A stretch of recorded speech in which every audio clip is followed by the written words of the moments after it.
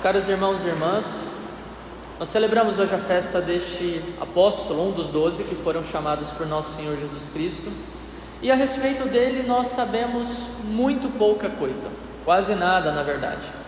O Papa Bento XVI disse que, o que se sabe a respeito dele posteriormente aos fatos do Evangelho, narrados pelo Evangelho, são fruto de tradição e não muito segura. Há quem tenha dito que ele acabou indo para as Índias e morreu lá, evangelizando aquele povo, e lá mesmo ele recebeu a coroa do martírio.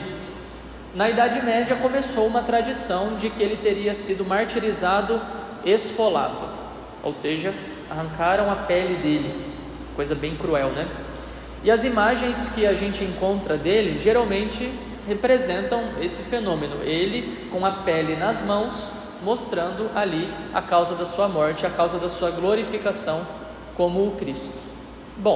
Independentemente do que tenha acontecido, o que nós sabemos é o seguinte: foi escolhido por Cristo para ser uma das 12 colunas do seu novo povo, que haveria de ser fundado por ele mesmo, e depois iria se tornar aquilo que nós hoje conhecemos como a Igreja Católica, já pensada por Cristo lá desde o início, enquanto chamava os apóstolos. E embora não tenha deixado de maneira clara o que é que ele mesmo fez, nós sabemos que fez, que Cristo agiu nele, que a fé cresceu por causa dele, que a caridade cresceu por causa dele. Isso, meus irmãos, já nos traz um ponto bastante interessante aqui para a nossa reflexão, que é o seguinte: nós não precisamos ser vistos ou lembrados pela história para que o nosso trabalho tenha algum valor. Deus vê. Ele não viu Natanael debaixo da figueira? Deus vê. Independentemente de qual seja a nossa vocação, do que é que o Senhor esteja pedindo para nós, Deus nos vê, Deus nos chama e nos dá os instrumentos necessários, as graças necessárias para desempenhar aquilo que faz parte da nossa missão, da nossa vocação. Os frutos de Bartolomeu estão aí, com toda certeza. Nós não conseguimos perceber as ligações de causa e efeito entre os efeitos e a causa que veio dele, que vieram dele, mas estão aí, com toda certeza. Deus o chamou e deu a ele poder para transformar o mundo pela graça do próprio Deus. E esse é um segundo ponto interessante de ser notado nessa reflexão. O Senhor viu Natanael, e por tê-lo visto, ele acreditou. Vejam, quando o Evangelho se inicia, Filipe está dizendo para Natanael: olha, nós encontramos aquele que Moisés escreveu na lei e também os profetas, o Messias, o esperado. Como Jesus disse que Natanael é um israelita de verdade, a gente pode supor, por dedução, que ele rezava pelo Messias, ele esperava pelo Messias, ardentemente o seu coração estava voltado para isso. Então imaginem só, você que espera o libertador, o Messias, o Redentor, aquele que de fato vai cumprir a libertação do povo de Israel. De repente você ouve dizer que ele foi encontrado, que ele nasceu, que ele já está por aí, realizando as obras messiânicas. Ele vai ver, vai atrás para saber se é isso mesmo.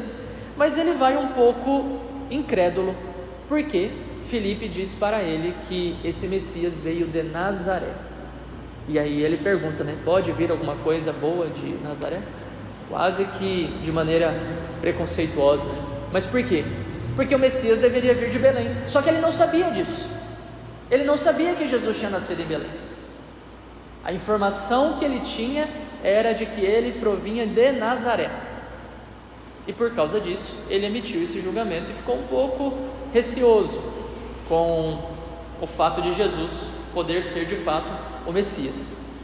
Aproximando-se Natanael de Jesus, Jesus diz esta frase, aí vem um israelita de verdade, um homem sem falsidade. E Natanael perguntou: de onde me conheces? Está me stalkeando no Instagram? Ele não sabia de onde o Senhor o conhecia. Não era possível que o Senhor tivesse algum tipo de notícia a respeito de Natanael, porque Natanael nunca o tinha visto. Humanamente falando, isso era impossível. E então Jesus diz: antes que Felipe te chamasse, enquanto estavas debaixo da figueira, eu te vi. Isso foi tão impactante para ele. Eu não sei o que ele estava fazendo debaixo da figueira, eu não sei com quem ele estava debaixo da figueira, mas isso foi tão impactante que ele foi movido a fazer uma profissão de fé. Deus deu a graça, mostrou para ele, deu razões para que ele pudesse acreditar que Jesus tinha algo a mais, e ele fez a sua profissão dizendo: Rabi, tu és o Filho de Deus, e assim manifestando a dimensão divina do Cristo. Tu és o Rei de Israel, e assim manifestando a dimensão humana do Cristo. As duas naturezas em uma só pessoa, a segunda pessoa da Santíssima Trindade. O que é interessante é que a interpretação de Santo Agostinho a respeito desse elemento da figueira nos remonta lá ao Jardim do Éden. Agostinho diz que aqui nós temos um símbolo da fragilidade humana. Quando Adão e Eva pecaram e eles, na ânsia de conhecerem o bem e o mal, perceberam apenas que estavam nus, mostrando assim toda a radical fraqueza, miséria do ser humano, que não é capaz de conhecer absolutamente nada de relevante por conta própria, especialmente no que diz respeito à salvação. O que eles fizeram? Ao perceberem a sua nudez, tiveram essa ideia de fazerem roupas de folha de figueira. Uma coisa assim ridícula.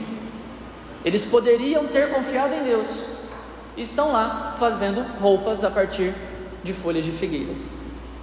A figueira então representando essa fragilidade humana, representando a falta de confiança do ser humano em Deus, representando o próprio pecado do ser humano. E Agostinho traz esse elemento aqui para esse evangelho e diz: bom, nós não sabemos o que aconteceu de fato, o que é que ele estava fazendo debaixo da figueira, mas ele não fala isso, eu estou ampliando, né? Mas como somente Nossa Senhora é imaculada, e o próprio Jesus também, com certeza esta figueira é um símbolo também do pecado de Natanael, embora ele seja um israelita de verdade. Em outras palavras, é como se Jesus estivesse dizendo para ele: eu te vi no meio dos seus pecados e não te julguei, te escolhi, te chamei para te redimir. Se você quiser continuar nos seus pecados, bom, aí já são outros 500. Mas eu te vi no meio dos teus pecados e te chamei. E todo mundo que já teve essa experiência de ser olhado por alguém que o vê, sabe realmente o impacto que isso gera em nós. Alguém que nós sabemos que nos conhece, que nos ama, e quando nos olham, quando essa pessoa nos olha, aquele olhar já comunica muita coisa, já diz muita coisa. Imaginem o olhar de Jesus.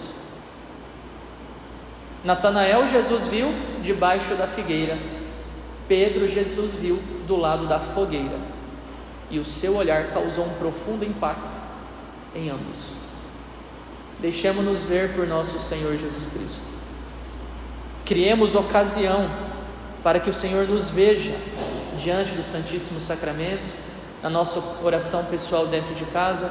O Senhor quer nos ver e quer falar para nós: eu te vejo debaixo da figueira, eu te vejo de roupa de figueira, eu te vejo no meio dos teus pecados, e te escolho, e te amo, e te salvo. Volta, meu povo, volta.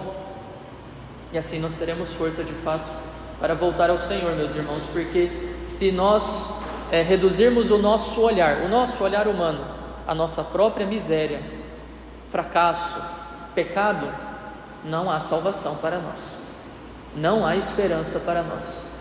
Mas que bom que o Senhor nos vê, assim nós temos esperança de sermos de fato redimidos.